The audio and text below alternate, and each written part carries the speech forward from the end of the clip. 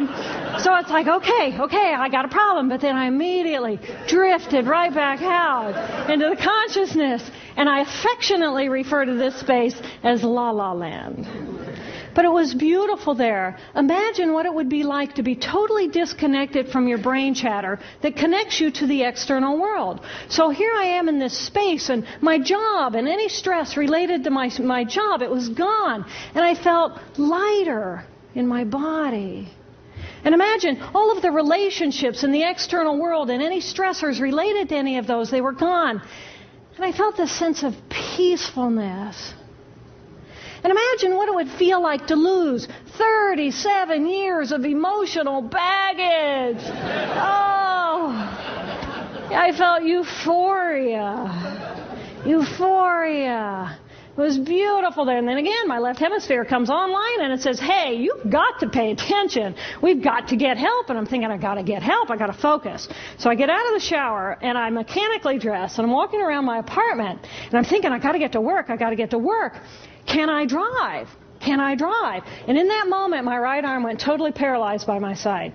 Then I realized, oh my gosh, I'm having a stroke. I'm having a stroke. And then the next thing my brain says to me is, wow, this is so cool. This is so cool. How many brain scientists have the opportunity to study their own brain from the inside out?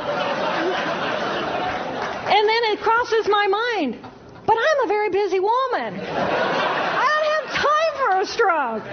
It's like, okay, I can't stop the stroke from happening, so I'll do this for a week or two, and then I'll get back to my routine. Okay, so I got to call help. I got to call work. I couldn't remember the number at work. So I remembered in my office I had a business card with my number on it. So I go into my business room, and I pull out a 3-inch stack of business cards. And I'm looking at the card on top. And even though I could see clearly in my mind's eye what my business card looked like, I couldn't tell if this was my card or not, because all I could see were pixels. And the pixels of the words blended with the pixels of the background and the pixels of the symbols, and I just couldn't tell. And then I would wait for what I call a wave of clarity. And in that moment, I would be able to reattach to normal reality. And I could tell, that's not the card, that's not the card, that's not the card. It took me 45 minutes to get 1 inch down inside of that stack of cards. In the meantime, for 45 minutes, the hemorrhage is getting bigger in my left hemisphere. I do not understand numbers. I do not understand the telephone, but it's the only plan I have. So I take the phone pad and I put it right here. I take the business card, I put it right here, and I'm matching the shape of the squiggles on the card to the shape of the squiggles on the phone pad. But then I would drift back out into La La Land and not remember if when I come back if I'd already dialed those numbers. So I had to wield my paralyzed arm like a stump and cover the numbers as I went along and push them so that as I would come back to normal reality, I'd be able to tell, yes, I've already dialed that number. Eventually, the whole number gets dialed, and I'm listening to the phone, and my colleague picks up the phone, and he says to me, and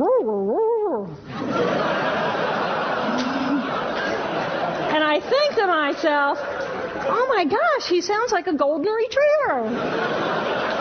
And so I say to him, clear in my mind, I say to him, this is Jill, I need help. And what comes out of my voice is, and I think, oh my gosh, I sound like a golden retriever. So I didn't know that I couldn't speak or understand language until I tried. So he recognizes that I need help, and he gets me help. And a little while later, I'm riding in an ambulance from one hospital across Boston to Mass General Hospital. And I curl up into a little fetal ball. And just like a balloon with the last bit of air just right out of the balloon, I just felt my energy lift and I felt my spirit surrender. And in that moment, I knew that I was no longer the choreographer of my life. And either the doctors rescue my body and give me a second chance at life, or this was perhaps my moment of transition. When I woke later that afternoon, I was shocked to discover that I was still alive. when I felt my spirit surrender, I said goodbye to my life, and my mind was now suspended between two very opposite planes of reality. Stimulation coming in through my sensory systems felt like pure pain. Light burned my brain like wildfire, and sounds were so loud and chaotic that I could not pick a voice out from the background noise, and I just wanted to escape.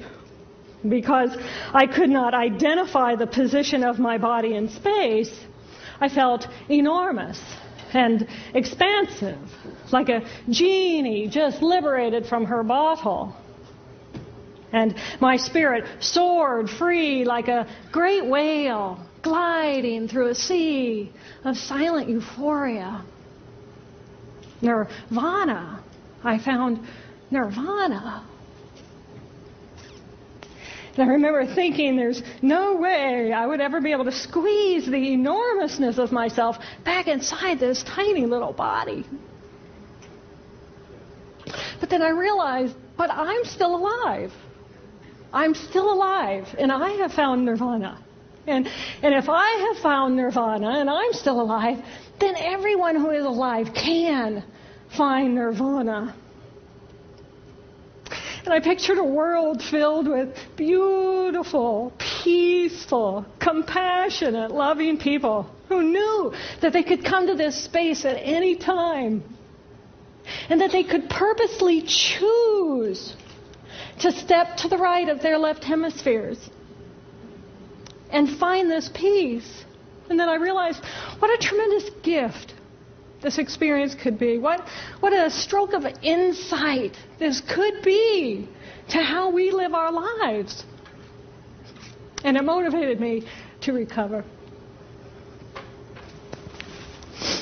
2.5 weeks after the hemorrhage, the surgeons went in and they removed a blood clot the size of a golf ball that was pushing on my language centers. Here I am with my mama, who's a true angel in my life. It took me 8 years to completely recover. So, who are we? We are the life force power of the universe with manual dexterity and 2 cognitive minds. And we have the power to choose moment by moment who and how we want to be in the world. Right here, right now, I can step into the consciousness of my right hemisphere where we are. I am the life force power of the universe. I am the life force power of the 50 trillion beautiful molecular geniuses that make up my form, at one with all that is. Or I can choose to step into the consciousness of my left hemisphere, where I become a single individual, a solid, separate from the flow, separate from you. I am Dr. Jill Bolte Taylor, intellectual, neuroanatomist. These are the we inside of me.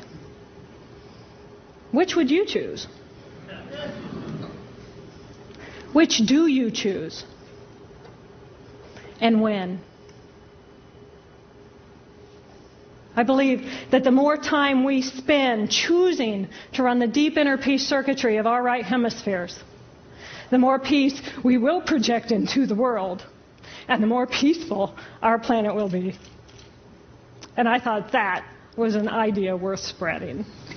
Thank you.